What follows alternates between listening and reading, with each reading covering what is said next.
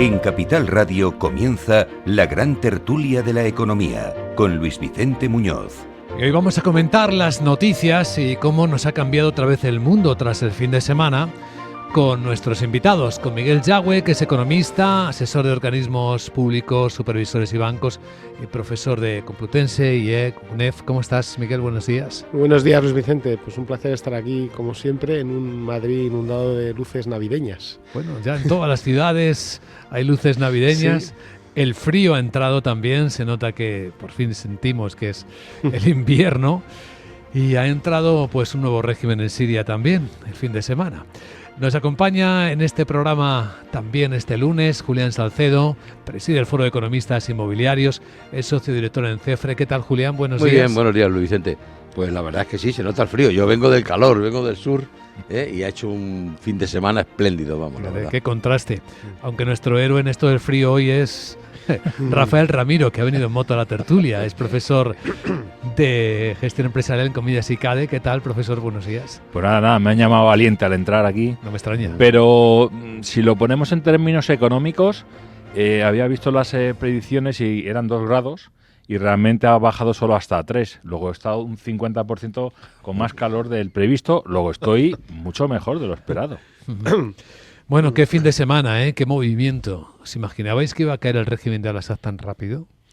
Pues la verdad es que no, porque han sido pocos días, ¿no? Yo creo que el tema del régimen de Assad, el riesgo siempre es la simplificación, ¿no? Yo creo que, bueno, como Putin estaba a su lado, pues bien que caiga, ¿no? Y como era un dictador de muchos años, pues bien que caiga. Y es verdad, es bueno, ¿no? Que caiga una dictadura bastante sangrienta por lo que parece de tantos años. Pero yo creo que es muy simplista esto, porque lo que viene después no tenemos ni idea, ¿no? Yo creo que Al-Golabi pues es un radical islamista. Se habla de una cosa que a mí me parece espantosa, que es una filial de Al-Qaeda, una filial de una organización terrorista, que es una cosa horrible. Del ISIS, sí. Y no sabemos lo que va a venir después, ¿no? A mí sí me gustaría recordar ahora el caso de Afganistán, por ejemplo, ¿no? Para que veamos que tampoco hay gran motivo de alegría, hay motivo de cierta esperanza, pero además muy difícil, ¿no? ¿Qué pasó en Afganistán? No en Afganistán lo que pasó hace unos pocos años, con esa retirada espantosa de Estados Unidos y la vuelta al régimen talibán, no el de los años 2000, donde hubo los atentados terroristas del 11S, no, antes. ¿De dónde viene Afganistán, ¿no? En los años 80. En los años 80 en Afganistán había un levantamiento procomunista, por supuesto apoyado por los soviéticos, y al otro lado, ¿quién estaba? Estaba Estados Unidos, ¿con quién? Con los talibanes, ¿no? Entonces, bueno, yo no soy muy optimista, porque realmente, esto pasa en las empresas también, ¿no? El cambio cultural, ¿no? Creemos que los países, cuando cae una dictadura, va a ser para adoptar un régimen de libertades como el que tenemos en Occidente, y lamentablemente pues no es así, porque culturalmente no están preparados y no sabemos lo que va a venir después, ¿no? Y lo mismo que se dice, Rusia va a ir a una democracia liberal. Pues no, los ejes culturales, el ser humano no es simplemente le das libertad y alegremente la coge, sino que hay elementos culturales de muchos años y cuesta cambiarlo, ¿no? Entonces yo creo que hay que ser prudente, ¿no? Yo no veo tanto motivo para el optimismo, más allá de que sea algo malo, pero lo que puede venir puede ser incluso peor, o sea, no lo sabemos. Sí, es una dictadura larga en el tiempo, han sido muchos años, muy sangrienta, muchos muertos, no sabemos exactamente cuántos. Se calcula que hay entre 8 y 13 millones de sirios que viven en otros países, en Turquía, hasta en Alemania o en Estados Unidos. Esto es aproximadamente 1 de cada 4 sirios, vive fuera del país, huyendo en su momento de la dictadura. Claro, es otra gran pregunta para ellos. ¿Podrán volver? ¿No podrán volver? Es un país que ahora se calcula tiene unos 23 millones de habitantes. Bueno, si hay 13 millones fuera, es que, imaginaos, es un tercio casi de la población. Bueno, efectivamente, lo primero que decía Miguel, nadie creo que podía suponer que iba a caer tan fácil y tan rápidamente, ¿no? Creo que se habla de 11 días, lo que han tardado en tomar aquello y en rendirse, ceder el poder, y la familia y el dictador y su familia salirse asilados, y han sido asilados en Rusia, ¿no? Que aquel parece que era un régimen dictatorial y sangriento, no nos cabe ninguna duda. ¿En qué se va a convertir? Pues no lo sabemos, como dice Miguel, pero nos podemos temer lo peor, porque efectivamente lo que han entrado son rebeldes yihadistas, islamistas profundos, como ha dicho, con una filial de Al-Qaeda, el líder máximo de los rebeldes está considerado terrorista por Estados Unidos. Ayer Estados Unidos atacó 75 puntos estratégicos en el centro de la ciudad. Saquearon, hasta donde yo he leído, el Palacio Presidencial, el Banco Nacional, etcétera. Pues nos podemos temer lo peor. Es decir, unos huyeron del régimen que había y vamos a ver cuántos tienen que huir del régimen que viene, ¿no? Para mí lo principal es efectivamente que casi 50 años de un régimen sangriento es una buena noticia que no esté. Eso es así, ¿no? Más que haya caído el régimen, yo creo que le han dejado caer. Porque es una cosa tan rápida en una situación, básicamente la pregunta es por qué Irán y por qué Rusia le han dejado caer tan rápido, ¿no? Y qué planes, de alguna manera, deben tener para dejarle caer y dejar este vacío de poder, ¿no?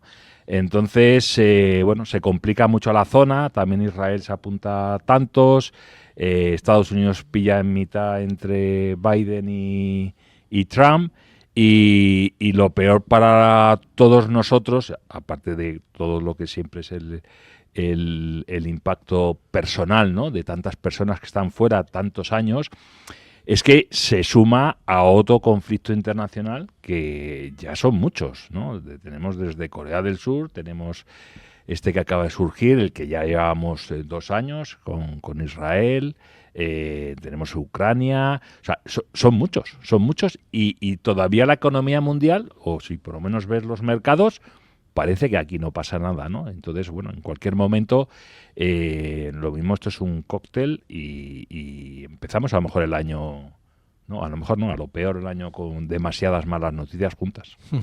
Pues vamos a verlo y vamos a hablar de economía a continuación en la gran tertulia de la economía. Enseguida saludamos a José Carlos Díez y seguimos en la gran tertulia.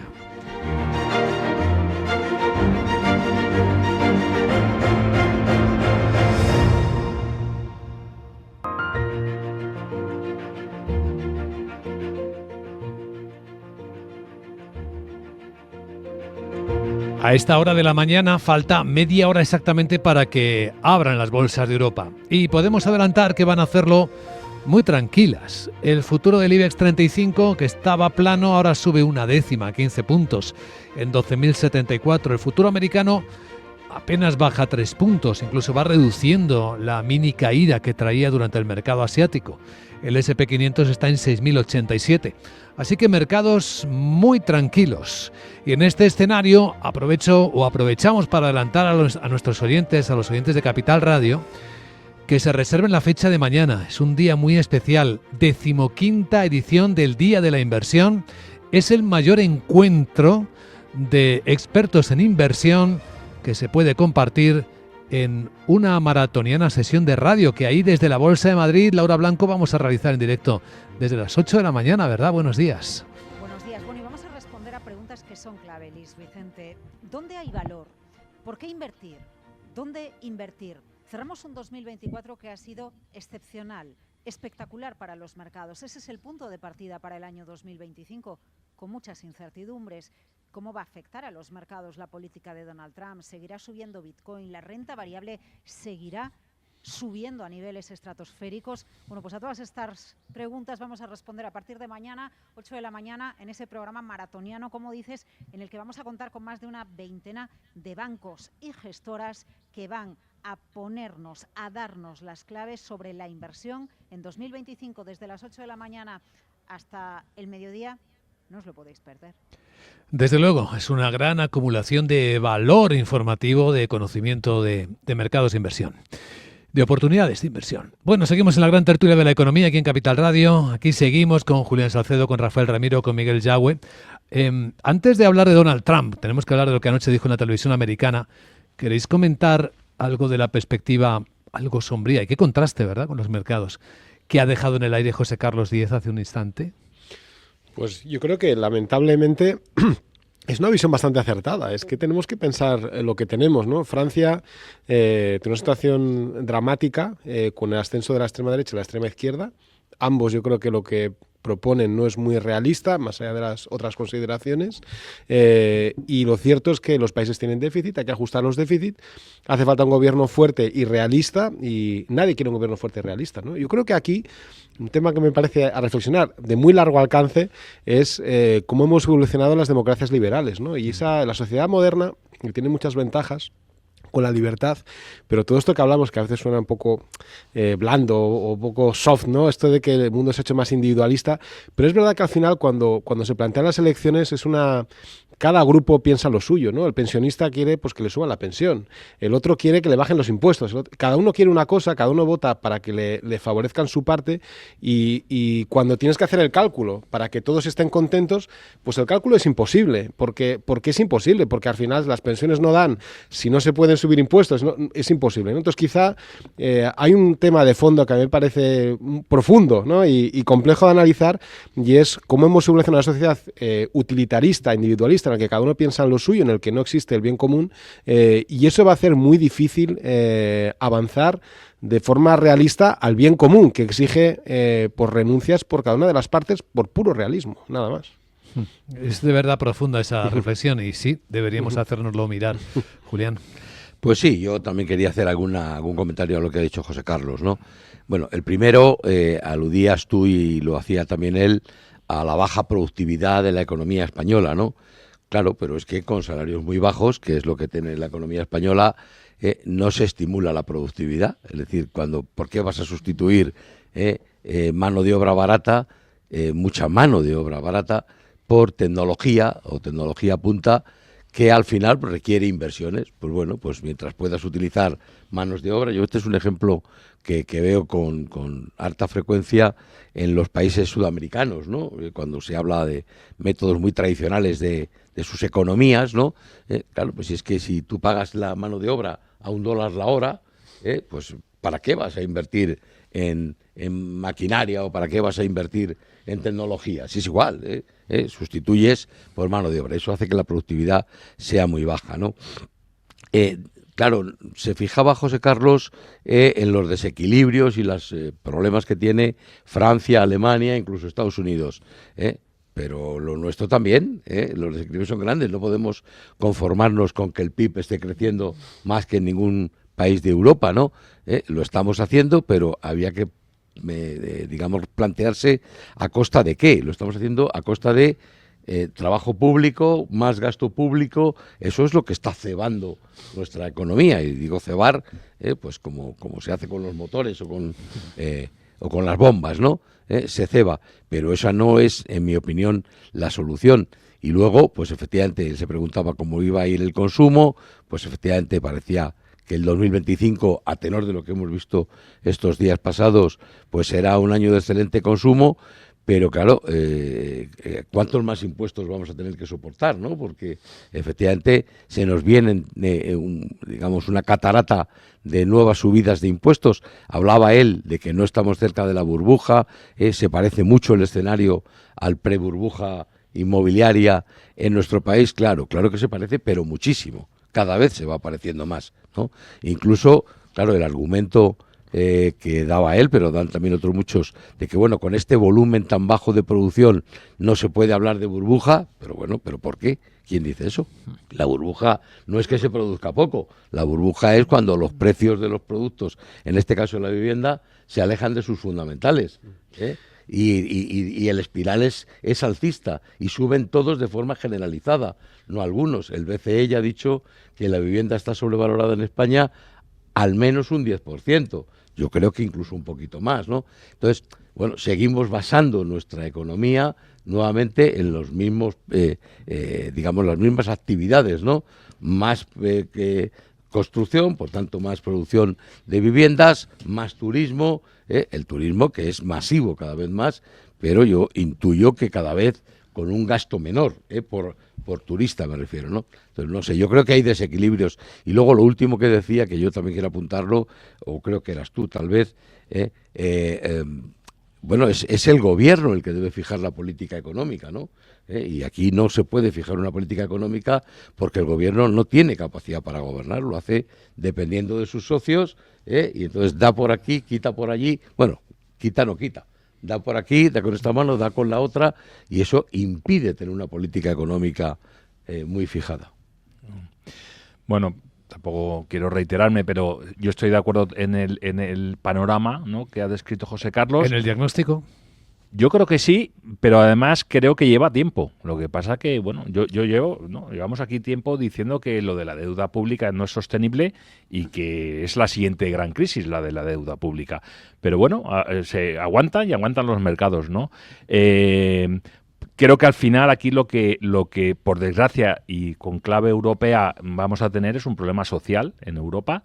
Lo que está ocurriendo en Francia, lo que probablemente va a ocurrir en Alemania, es que de alguna manera en los últimos, sobre todo desde la crisis financiera, vivimos en una situación donde el Estado, el gobierno, se preocupa de todo el mundo, incluso de los empresarios, ¿no? Que yo siempre digo empresarios igual a riesgo, ¿no? Y cuando hay unos riesgos y ocurren, pues pierdes, porque de ahí viene la palabra empresa, ¿no?, en el asunto, ¿no? Entonces, creo que ningún gobierno es capaz ahora de decir que no a ningún segmento. Y entonces la deuda pública no hace más que crecer. Y como los mercados se lo permiten a los gobiernos, pues aquí seguimos, ¿no? Y eso todos sabemos que no es sostenible, y no es sostenible también por un punto de vista de la población en Europa. Entonces yo creo que los problemas que van a venir en Europa es por conflicto social. Ahora, poniendo el ejemplo que comentaba antes Miguel, el tema de Mercosur, en Francia, con la que tienen liada, y a ver qué salida tienen, es que los agricultores franceses son muy asertivos, ¿no? Y entonces con todo lo que está ocurriendo en Mercosur, que firma von der Leyen toda contenta, cuando Francia y Alemania están diciendo que no, y Francia se va a poner de uñas, ¿no? Entonces creo que los conflictos sociales no van a ser en España, sino que van a ser en Europa, porque aquí nadie es capaz, ningún gobierno, de decir que no a nadie. Y en algún momento va a ser así. Y el último punto que quiero hacer es el tema de el turismo en España. Yo el otro día, este fin de semana, vas en la radio y escuchas cómo el típico alcalde de un pueblo está diciendo que tiene unos tesoros en su pueblo, que esto cuando no sabe nadie, es lo mejor del mundo mundial, y lo dice a mil voces. Digo, pero si es tan bueno y es un tesoro, ¿pero por qué lo haces? Para que venga todo el mundo a machacar de tu pueblo o tu ciudad. Bueno, y creo que es lo que está ocurriendo. También son ingresos, ¿eh? Es que sí, pero que llega un momento. Juntos, el machaque y los ingresos van juntos. Sí, Luis Vicente, pero si no puedes pasear ni por la Gran Vía. O sea, es que llega un momento que sí, serás rico, entre comillas. Pero el alcalde que ve. ¿Pero ahí, para quién? ¿Para quién? El alcalde ve ingresos, ve tasas, ve impuestos, ve... Sí, pero ese conflicto social a que antes aludía también va a llegar por ese porque al final las ciudades o los pueblos no son para los que viven, pero sino para los que lo visitan. Hasta que llegue recauda, Rafael. Hasta que llegue el conflicto social, que por todos los sitios, por algún lado va. Ya sabes cuál es mi teoría de, ¿no?, que esto se arregla con, ¿no?, históricamente con cosas. Por cierto, ¿quién se ha enterado del acuerdo con el Mercosur? Porque finalmente se firmó después de darle tantas vueltas. Bueno, a mí me parece que el acuerdo está muy bien. Es muy interesante el acuerdo, yo creo. A mí me lo parece, ¿no? Creo que tiene luces y tiene sombras, ¿no? Yo creo que las luces, yo creo que el intercambio o el libre comercio ha sido el motor de crecimiento fundamental de la economía en los últimos 50 años, ¿no? Yo creo que en eso, pues Europa se acoge a eso, y se acoge en un contexto complicado para Europa, porque con el proteccionismo Europa tiene más que perder que Estados Unidos. Europa tiene una economía menos fuerte, muy fragmentada, y no solo por la regulación. O sea, el mercado europeo va a estar fragmentado siempre, más que el de americano, por temas culturales, por temas de idioma, etcétera, y además porque a Europa le faltan materias primas, ¿no? Yo creo que todo eso en Mercosur le puede ayudar. O sea, Mercosur tiene materias primas, ensancha el mercado y puede ser un motor de crecimiento positivo. Las sombras. Pues las sombras, es que hemos hablado mucho del caso de Trump, ¿no?, del que podemos hablar luego, ahora sí, y de cómo el comercio en conjunto hace que los países ganen en conjunto, pero hay perdedores, ¿no? Y en Estados Unidos hemos hablado del obrero americano, que le ha ido mal. En Europa pasa algo parecido, y en Europa pasa sobre todo con el campo. Con los agricultores. Con los agricultores, que ya se han quejado. Yo cuando vi la noticia pensé, y al cabo de 5 o 6 horas llegó una siguiente noticia, ¿no?, que era que había quejas ya en el campo, porque claro, sí, la economía en su conjunto crece, pero hay nichos que están peor, ¿no? Y ahí yo creo que estoy muy de acuerdo con Rafael en que yo creo que Francia es muy difícil que la apruebe. Y en general está esa consideración de qué hacer, ¿no? Porque sí, el conjunto está mejor, pero hay nichos de la población que están peor, ¿no? Y muchas veces Creo, por ejemplo, que en el caso del ascenso famoso de la ultraderecha o de la ultraizquierda, que siempre da tanto miedo, pero fíjate, pasan elecciones, hubo las elecciones europeas hace poco, ¿no? La ultraderecha va a ganar tal. Bien, acaban las elecciones, ¿no? Acaban las elecciones y yo no creo que sea tanto coger el programa de esos partidos, porque además es un programa muy variado y muy complejo, ¿no? Pero hay un problema de fondo, los agricultores no están contentos, ¿no? Por ejemplo, son de ultraderecha, los agricultores les da igual la ultraderecha, lo que no están contentos, ven que les va mal, que tienen que llenar cosas digitales, que tienen que hacer cosas, ¿no? Y que tienen una competencia, entre comillas, desleal, porque tienen que hacer requerimientos que otros no tienen que hacer, ¿no? Entonces, acaban las elecciones. ¿Y qué se hace? Pues seguimos con lo que estábamos haciendo antes. Y yo no creo que haya que cambiar el programa a coger programas de ultraderecha o ultraizquierda que son poco relevantes, pero sí quizá cuando algo está cambiando en los votos, pues pensar un poco qué está pasando, ¿no? Y en ese sentido creo que esa es la sombra. Creo que el acuerdo es interesante, además creo que es audaz, creo que le da liderazgo, pero creo que nos falla que hay nichos de la población que pierden en estos contextos y que habría que pensar un poco en ellos, porque están ahí, existen y no todo el mundo va a ir a Harvard ni va a las mejores universidades y se va a formar bien, la sociedad es muy conjunta y hay que pensar ese equilibrio, ¿no? Que es una asignatura pendiente. Ya, pero viene la fuerza mayor, ¿no?, en el mercado, que son los aranceles de Trump. Ha confirmado anoche en la NBC que sí, el 25% a Canadá y a México y luego los subirá todos a China, entre otras cosas. El perdón a sus seguidores por la revolución del Capitolio, bueno, esa serie de medidas que él ya ha comprometido que va a hacer en los primeros 100 días de gobierno. Y lo que ha dicho que no va a hacer, curiosamente, es pedirle al presidente de la Fed que se vaya. Escucharle cómo lo ha dicho. The chairman of the Federal Reserve, Jerome Powell, said he will not leave his post even if you ask him to.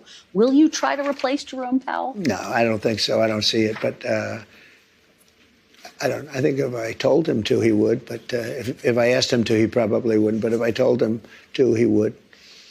You don't have plans to do that right now? No, I don't. The chairman of the Federal Reserve. Pregunta, ¿y tiene planes de pedírselo? Dice, no, porque es que la respuesta anterior, no sé, ayúdame con la traducción, es que no ha dicho una cosa y la contraria y luego otra vez la primera y otra vez la segunda, que es sí, no, sí, no, sí, no. Pero parece que no se lo va a pedir, ¿no? ¿Eso es lo que entendéis, lo que interpretáis, Julián? Yo creo que sí, que ha dicho que no se lo va a pedir. ¿Crees? Pero hay que recordar, creo, no estoy seguro, pero también hay que recordar que Powell ha dicho que le da igual lo que le diga porque él no se va. Entonces Y hace bien. Bueno, no sé si hace bien, pero quiero decir ¿está en su derecho? Sí, no, y además es que hace como bien no me voy, de verdad. pues ¿para qué me voy a meter en una guerra inútil? Respecto a lo de el acuerdo con Mercosur, como decía Miguel, yo creo que en principio los acuerdos comerciales son buenos. No sé, todavía no soy capaz de asegurar si este con Mercosur será bueno.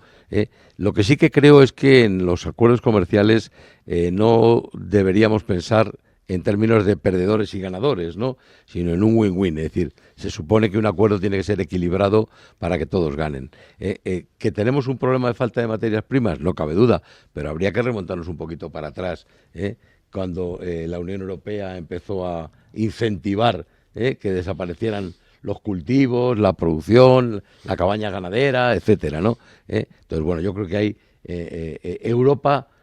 Ahora, con la perspectiva del tiempo, no quiero decir otra cosa, se ha equivocado probablemente, ¿verdad? Y ahora pues es muy difícil dar marcha atrás. Respecto a los aranceles de Trump, bueno, ya sabemos lo que va a hacer, lo anunció el primer día en campaña, ya dijo que su política era esa, lo suyo es el proteccionismo. Yo no creo que el proteccionismo sea lo mejor para Estados Unidos, será lo mejor para... de verdad, capas muy importantes de la población, es la América profunda, ¿no? Pero yo creo que es malo para el mundo, ¿no? Yo creo que la respuesta de Trump es clara, no quería responder, o sea, lo ha dejado ambiguo porque no toca ahora. O sea, yo creo que para él tiene muy claro sus prioridades, su forma de actuar, porque este hombre siempre va a acuerdos, y entonces ahora primero te pega los 25% de arancel, porque si hace falta mañana lo quito, pero es su manera de negociar, y él negocia bilateralmente y lo primero es anuncia lo que va a hacer para que ya la gente venga de alguna manera dócil, ¿no? Y como tenemos de alguna manera historia con él, o sea, ya sabemos cómo actúa, pues yo creo que en ese sentido es bastante claro, ¿no? Y yo no tendría ni mucho problema. Respecto al tema de Mercosur, yo soy más escéptico por varios motivos. O sea, Mercosur está en los libros casi de economía desde hace 25 años. O sea, no es de ayer, ¿eh? Sí. O sea, en el año 19 también se firmó y aquí estamos todavía. Ahora lo tienen que aprobar como mínimo 15 parlamentos en la Unión Europea y creo, no sé si son 2/3 de la población. Hubo también un acuerdo con Canadá, el CETA, que luego tampoco, porque luego los belgas hubo un parlamento, que en Bélgica hay 3 parlamentos que tienen que aprobarlo. Entonces, por un lado, creo que ese es el gran problema que tenemos en Europa, que esto no viene uno como Trump, firma y se ejecuta prácticamente porque siempre tiene o alguna, ¿no?, algún código de algún tratado que lo pueda aplicar, ¿no? Nosotros aquí tenemos un problema de burocracia grandísimo. Por otro lado, el tema de los agricultores, claro, son menos votos, pero los franceses hacen mucho ruido. Yo creo que sí que es verdad. El problema que hay en la agricultura es que se le exige en Europa unos requisitos que luego fuera no se hacen. Y yo tengo vínculos con el campo y es que es vergonzoso. O sea, todo lo que te piden, que está muy bien, o sea, desde un punto de vista, pero tienes que pedir solo al de enfrente. Creo que además en Mercosur pensamos que es como la Unión Europea, que existe solo uno y todos armónicos. Allí, Milei, pero si Milei no quería firmar, o sea, él entró en el gobierno, ¿no?, dentro de su discurso, ¿no?, era que no iba a firmar Mercosur. Él es amigo de Trump, Brasil con China. O sea, al final ahí a todo el mundo le interesaba una firma, ¿no? Úrsula ahora con el tema de que llegaba Trump con sus aranceles, pues ella llega y firma, ¿no? Pero ¿quién va a estar detrás de esa firma? Yo creo que es bastante... yo creo que en el fondo no va a tener impacto en la Unión Europea. Sí, ¿cuánto vale una firma, no? Finalmente. Yo creo, ¿Una foto? Lo que no deja de ser curioso son las contradicciones entre Milei y Trump, ¿no?, que parecen tan aliados, ¿no? Resulta que ahora Milei se le queda corto Mercosur porque le restringe para más libre cambio con otros países, ¿no?, que es un poco lo que decía. Resulta que Trump va a subir el salario mínimo y resulta que Trump, después de que Milei quiere quitar el Banco Central argentino, no, Trump quiere intervenir en el Banco Central americano. Eso es lo que parece que está latente, que parece que dice que no, ¿no? Y yo decía que Jerome Powell hace bien, pero hace bien no solo por él y por su derecho de seguir, sino porque el tema del Banco Central Independiente es un tema superadísimo en economía, que está muy claro que cuando un gobernante interviene, crea a corto plazo un incentivo para estimular la economía que le viene muy bien por sus votos, pero a largo plazo es perjudicial porque acabas como Argentina, ¿no? Y esto ahora pues está en cuestión. Continuará, podemos decir a esta hora, en la gran tertulia de la economía, con Rafael Ramiro, con Julián Salcedo y con Miguel Yagüe. Gracias por acompañarnos y buena semana. Feliz semana. Buena semana.